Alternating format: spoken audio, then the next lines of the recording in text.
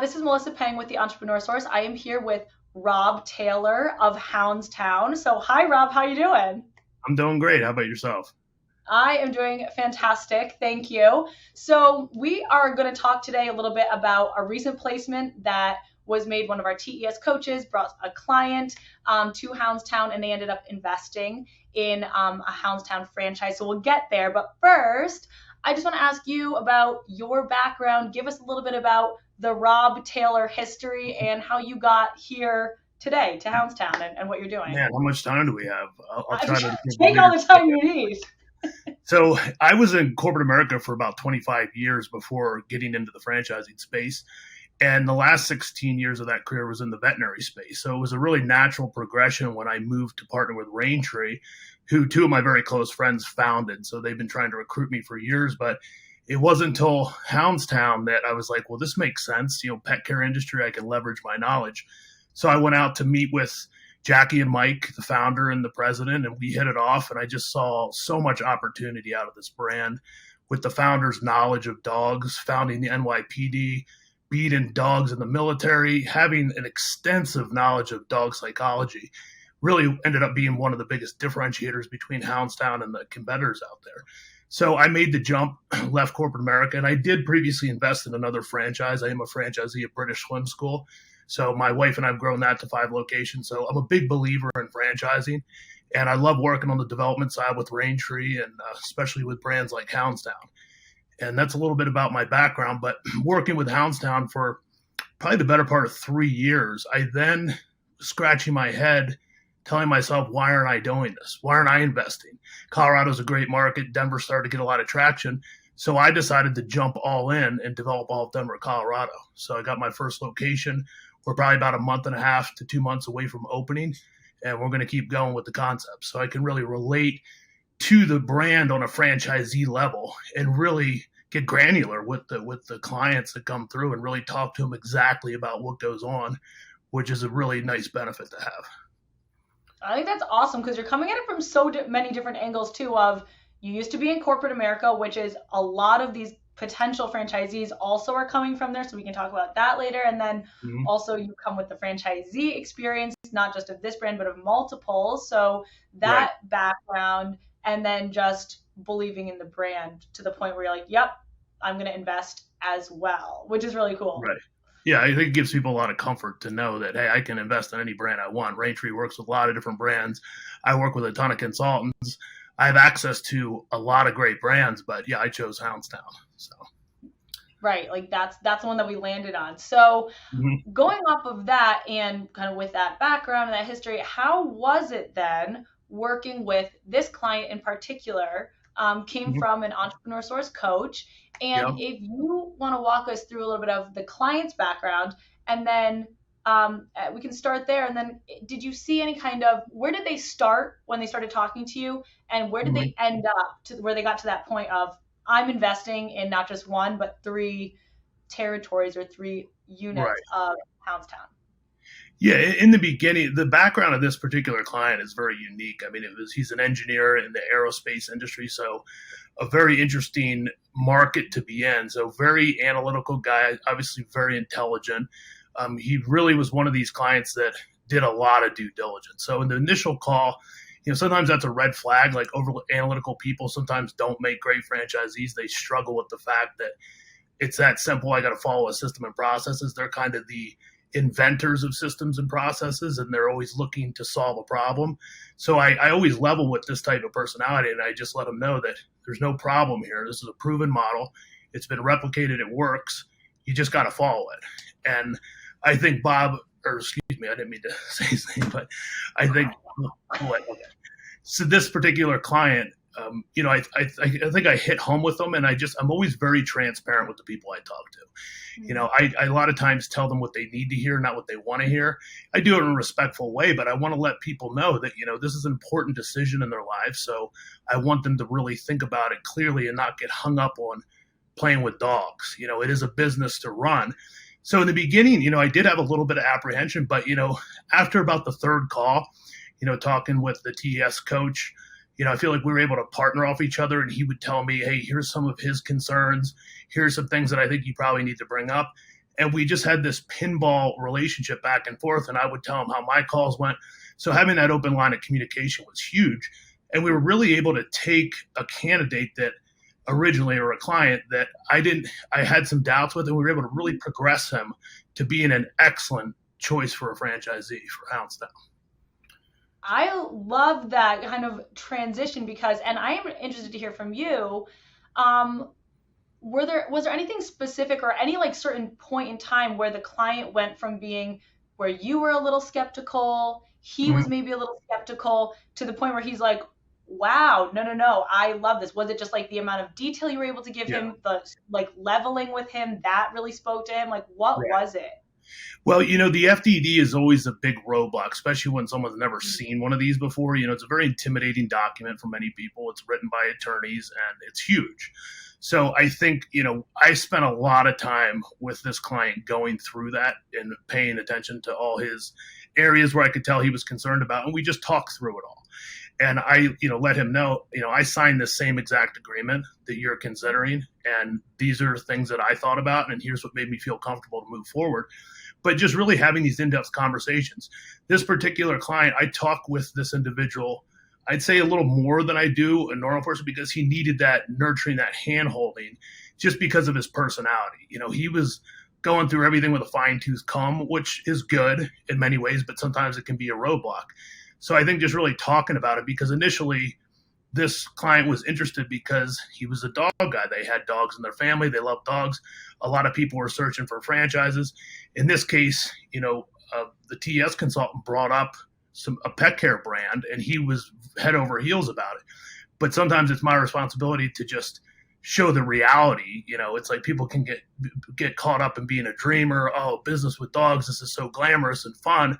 But, I want to make sure they see the realities of the business. They understand everything. They feel comfortable with it. So just really taking the extra time, working with the TS consultant, exchanging conversations, ideas, how are we going to progress this individual, and just making sure it's the right fit for the individual as well as the brand. In many ways, I have to protect the brands and make sure that we're partnering with the right people, because we want longevity with our brands at Raintree. We're not looking to have one and done, have a couple good years and see you later.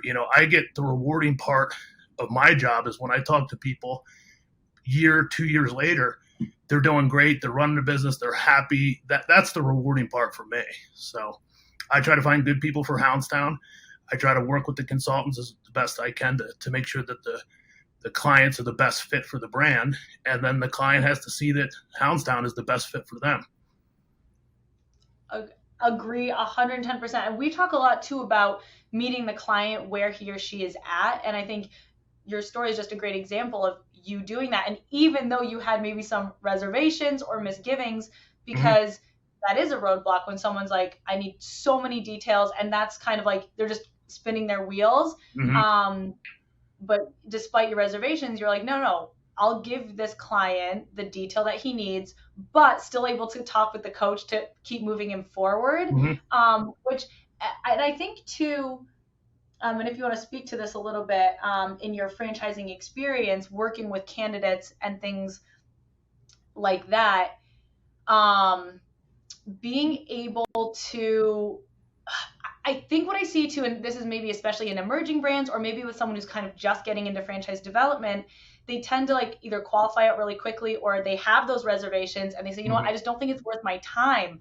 I'm going to cut it off at the first call and just say no, or maybe even the second call, and they don't really get to that point. What would you say, how would you speak to that if someone was in that mindset in, let's say, a Fran Dev role or as an emerging brand, and kind of maybe overlooked someone that you're saying is, started with misgivings and now they're going to be a great franchisee of Hounds Town? Right. It's hard to really judge someone's personality on a call or two. It takes time. I like to break the ice a lot, get them talking about their personal life. You'll find out what they do for fun, what makes them tick. Let's just ease into this and just have some nice conversations. It's easy to have preconceived notions about people. Just like I had mentioned, engineers over analytical people, typically they're not great fits in franchising, but there's an exception to every role. And I feel like everybody deserves a chance. So I do always give people the benefit of the doubt And most of the times they'll talk themselves out of it if it's not a good fit. With my direction, I'll level with people, I'll be 100% transparent. A lot of times I'll say, listen, I think there might be a better fit for you out there than this, that for various reasons, and we'll just talk about it. But I think people respect you for doing that. But in this instance, I just understand, what this type of client needs to move through the process. And it's just a little more time, a little more effort, and then just making sure they feel comfortable with anything and not leaving anything, unaddressed and trying to move too quickly through the process either, making sure you take your time. And by like the third phone call, I started to really feel pretty good about him and saw his excitement in this and didn't want to go back to corporate America. That was like the pain point of this whole candidate, that it was almost a fear that he'd have to go back because he was laid off. And he looked at this as an opportunity. And many times it's a great opportunity. It's a way that you can change your life that wasn't necessarily intended. If he didn't get laid off, he'd still be there. So I think, he's just started thinking about doing something that he loves, being in an industry that's growing, working with dogs, taking care of people's dogs, which are much like children to people.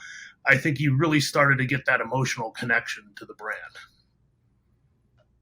All the things that you're saying, like, I'm just like, wow, a lot of times we talk about a red thread that is for people. And so sometimes, like you said, they come in to look at the brand because they're like, wow, I love dogs. But then as they explore it, it gets more, not just that surface level, they dive in deeper after talking to you.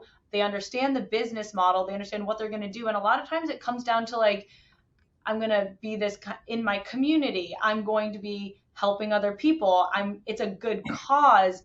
And I love what you said too, where he was like, if he hadn't gotten laid off, he never would have found this opportunity. And it just checked off so many boxes for him. And I think misconceptions about franchising is it's this, big restaurant concept, or I have to have $5 million. And it's like, no, you don't. It's just but take time to, on your side, you took time to educate him. On his side, he took time to be educated and be open to it. Yeah. And he had a mindset shift, 100%. Absolutely. Definitely a big mindset shift. And I just think it's a passion that really came out with this particular candidate toward what he really wanted to do. I mean, I think, summing it all up, life's short, right? Work is a big part of your life. So doing something that you enjoy and are passionate about, that goes a long way. And I think that really kind of took precedence in this individual's decision to move forward.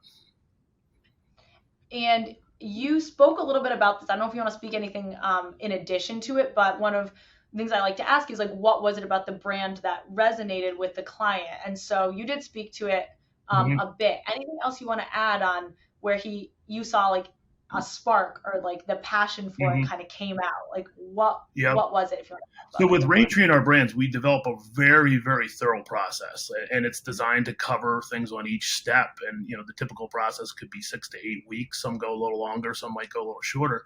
But it's really covering all our grounds. And we have an elaborate drip campaign that makes sure everybody gets certain videos, certain messaging, more information. We gradually give them more and more.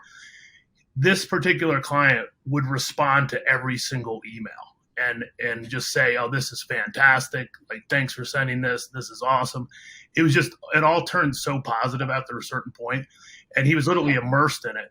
But then I think, we got to the point where he was able to talk to the CEO, and he also was really drawn to the founder's background of working with dogs, his entire life, and having that canine knowledge that really none of our competitors have. He felt really confident about that. And a lot of people can get intimidating about working with dogs, especially large packs of dogs. And, they think that they have to have prior experience. We actually prefer the opposite, because we can teach you everything you need to know, and you don't start with any bad habits or preconceived notions about dogs and training and things like that. But he was just really started to get drawn to it, and the call with the CEO went great. It was mutually felt the same way. Introducing him to the franchisees, that's where it really rocketed off. And he would just get so excited. He's like, I want to do this. He went from exploring to heavily engaged to I want to do this. This is what I want to do. And working with the TS consultant, he dropped every other brand he was looking at. So that was a good sign for Hounds Town and him. And we were able to really just kind of guide him in. Then we had the approval day, we call it, a discovery day, where he got to meet the team, he got to tour facilities. That's the final test in the process to determine, is this going to work out? Can we form a partnership? And a lot of times, we specifically want to immerse people in the business. You're barking dogs, they're seeing the day to day, they're talking with the staff to make sure they truly want to do this and they can see themselves in the business. As for this client, he was just head over heels excited after the day. I mean, he was ready to go very quickly, but he still had to check some of his boxes with, getting an attorney to review the agreement. So it's just respecting these decisions and just, guiding him along, but not letting him get too sidetracked on things. So, there were some conversations afterwards. He had to get certain funding in place. The individual had to sell some rental properties. So just navigating through all of that and just being patient, I think, is a big one with a client like this, that, we were able to get it in. And this individual took longer than normal to get through our process, but that happens, so not giving up on the client and trying to put yourself in their shoes and trying to put yourself in their personality, how they're viewing things a little bit differently. I think that's a huge point there as well. And I do want to touch on also just the collaboration with the coach and working with them as well to get this through, and also help the client kind of go through that mindset shift, what the coach's role was, what your role was. We can get back to that. But, when you're saying just having the patience to work with the client, again, I think sometimes as a brand is looking to grow, it's a lot of times not having the patience. You want to kind of get through okay, let's just get to the one that's going to go and sign the agreement in 3 weeks. And it's like, is that the best long-term strategy? And in the meantime, you're going through these people and maybe qualifying them out when they'd be great franchisees if there was just a little bit more time, or maybe a lot more time spent with them. Right. And to your point earlier, giving someone a chance. Right. I think a common mistake is to just think everybody thinks like you do. And, there's so many diverse backgrounds and personalities that all can be successful in franchising. And I think just understanding that, different people need different things. And, this particular guy's the guy that would spend extra time on his business plan, really making sure his numbers are dead on accurate, where somebody else might not really care as much about that, of putting the detail, just saying, I'm going to work hard, I'm going to follow the system, I'm going to do these things right. But it's just trying to relate to what they need and, really what interests them, what you need to spend more time on. I knew that he was a numbers guy, and I knew I had to spend a ton of time going through P&Ls with him and making sure he understood everything. And I think it pays off when you do that and take the extra time. Absolutely. Yeah, no, that was a great little nugget right there. Going back to the coach piece of it and your interaction back and forth with the coach, like what you said, it was kind of like this pinball, we're going back and forth. In your mind, or, want to talk a little bit more about value of working with a TES coach, and did having a coach in the picture play into the kind of the end result where he did end up moving forward? That's not a leading question. Yeah, absolutely. I mean, the coach changes everything, because a lot of times the client can confide more in the coach because they're more of a neutral party. Obviously, let's face it, I'm affiliated with Hounds Town, whereas the TS coach, was recommending Hounds Town. So there was a lot of things he would tell the coach. And then ultimately, we would exchange information, but I wouldn't come out and tell the client that. But a lot of times he would tell me the same thing. So I'm like, okay, there's a level of trust here. He's telling me the same thing that he's telling the TS coach. That's what you want to achieve. It would be strange if he's telling the TS coach all this stuff and then hiding it from me. But I believe in transparency. I ask all the clients I work with to please be transparent with me and just tell me how you're feeling, and I try to prepare people as they get to the end of the road that, fear, uncertainty, and doubt is a human emotions, and they just kick in, and you're about ready to do something you've never done. And there's a level of discomfort with jumping in on a decision like that and putting your name on the agreement and wiring in large sums of money. So I try to tell them, and I say, listen, I've been through this myself 2 times. I've invested in 2 concepts. I've signed these agreements. I know what you're going through, and let's talk about it. And a lot of times they just need to convince themselves. It's not my job to convince them or sell them on the brand. they have to sell themselves on the brand. When someone asks me to do that, I say it's not a good fit if I have to do that. You have to ultimately convince yourself. The DS coach really was, acting as a true consultant, to listen to the client's needs, hear them out. And if there were concerns, it was just this individual worked really good and was able to address a lot of the clients' concerns that they might have had, whether it would be, the risk involved, things in the FDD that were brought up and so forth. And I just think having that open line of communication is absolutely huge. And then it got to the end where the client was just copying us both on emails rather than just an email to the coach and then one to me. So it felt like we were all on the same page. And I think that was really cool to achieve and just work together to move this client through and make sure it's truly what they wanted to do, and ultimately ended up working. And it started with one unit and ended up at 3. So it was even more successful. And That's awesome. that was a lot of conversation in itself. And, I always tell people, if this is going to create like more pressure for you, then, it's not worth doing. But he was so sold on Hounds Town and was really excited coming out of our discovery day that he was like, you know what, I'm doing 3. I want to do 3. I want to own a good chunk of this market. I see the success. And I think a lot of other franchisees were able to put him at ease because they were in the same shoes at one point, and now they're running Hounds Towns, and many of them decided to invest in more. You put together a really great picture of what collaboration should look like. Mm-hmm. Anything else on that you want to speak to? Well, one point I think was we realized, when there's a spouse involved, even if they say they're not going to be involved in the business, it's still important to have them involved in the conversation. So we both realized that early on. So we were asking that this client, let's bring your spouse on too, to just get her interpretation of this, get her questions answered and everything. So I think having her on all these calls after a certain point, eventually she became an advocate for him. And I think in the background, she was more risk adverse to it. She was going to continue down her career and that wasn't going to change. But I think, in the end, she was the one who wanted her husband to be happy and wanted to do what he loved. And she was very supportive of it. But I think if we didn't have the spouse on all these calls, I think the outcome could have been dramatically different, perhaps. I've seen it happen before like that. So we both realized, the TS coach and myself, that, we have to have always the other spouse involved in this process, just because things come up and all of a sudden she might ask one question that would have been overlooked, and that would have been in the back of her mind the whole time if it didn't get addressed. So I think that was the other thing we both realized with our collaboration, that, we want to be on the same page.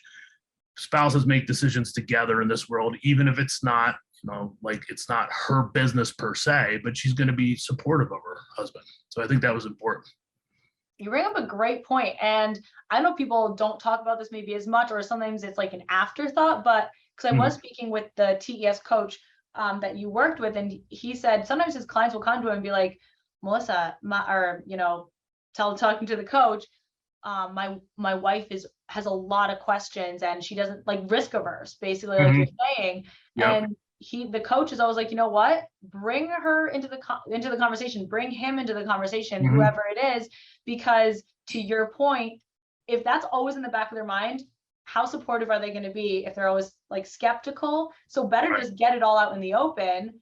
They're going to be a part of this journey some way, somehow. And then, like you said, actually a lot of times that other person ends up being an advocate. Sometimes they're the ones who they participate actively in the business where they never would have thought before. So I think you bring up a great true. Point with another spouse coming on board. Yeah, definitely. And I think, the way I position it, I'm like, we're a very family oriented business. We like to get to know the candidates on a personal level and understand a little bit about their spouse, their family and all that. So I think when you say it a certain way, it resonates a little more with them, because some people can get defensive, like, well, I make my own decisions and my husband or wife, they're going to be supportive of me. But I kind of preface it like, I'd like to get to know them. And so would the team at Hounds Town as well. And I think it's important to, get their feedback. So I like asking the direct question to the spouse, what do you think of all this? Like, what do you think of, your husband or wife, taking this business venture, and just seeing what they say. And a lot of times, if you don't ask the questions, you're not going to ever get the answer. And if it's not addressed, it's going to end up being a roadblock at some point. 100%. I think that is words of wisdom. So I could talk a lot more about this, but do want to end on just kind of asking you, if you were talking to another, let's say another franchise brand or someone else in franchise development, or just in general about franchising, what you've done, your experience, what would you want to say about that and to someone? Well, I think you just really have to cater to who you're talking to. I mean, there's some people that are really all about the numbers. They got to make X amount of money. Others are more about, enjoying what they do. So in the instance with a brand like Hounds Town, I mean, this is a passion brand all day long. There's other concepts that I'll call them a non-sexy brand. Maybe it's hard to fathom doing these roles, but the numbers are really good. So some people are good with investing in some service-based brand that's just like, repairing concrete in basements or something like, that's they'd never envision themselves doing. We're a brand like Hounds Town, it's a passion play all day long. I mean, people are obviously, they love dogs. They have dogs in their life. They love the idea of a business with dogs. So I think just really catering to the needs of like the brand, like how we would find good people for the specific brand, and then understanding the needs of the client you're talking to, like what drives them. Is it solely about making money? Is it more about doing something they enjoy? Is it a combination of both? Is it a community aspect? They want to be more part of their community. They want to give back. I mean, there's a million different ways you can go. But I think from a consultant approach, it's about finding that perfect mesh for the individual and just listening to them and catering everything toward that specific individual. And you can't do the same thing all the time with different people. It's never going to work. You've really got to customize your approach.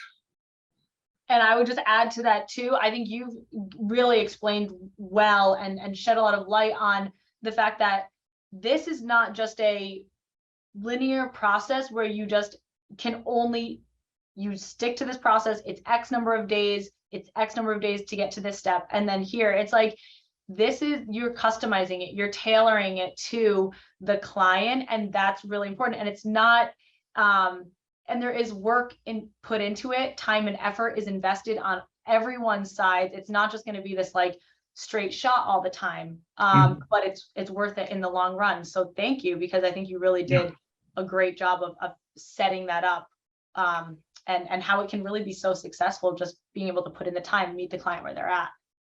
Yeah, thank you. Personality is very important. I mean, we do Zoracle profiles at Hounds Town, and I think that helps us relate the candidate to an existing franchisee. If there's one benefit out of it, we can start to see the similarities of that. And then I always find it helpful, just knowing as many franchisees as I do, is just saying, hey, you remind me a lot like this individual. Their background was also in engineering, for example. And then just finding someone that they can kind of see themselves mirroring that is successful in the business. And ultimately, doing the peer review or the validation, linking them up with these individuals that they see eye to eye with, and kind of customizing your approach too, so they can talk to someone else that's very like-minded, maybe has a similar background or similar personality. I think that goes a long way too. Awesome. Well, thank you so much, Rob Taylor from Hounds Town. This was awesome talking to you. Thanks for sharing. Absolutely. It was great. Thank you for your time, Melissa.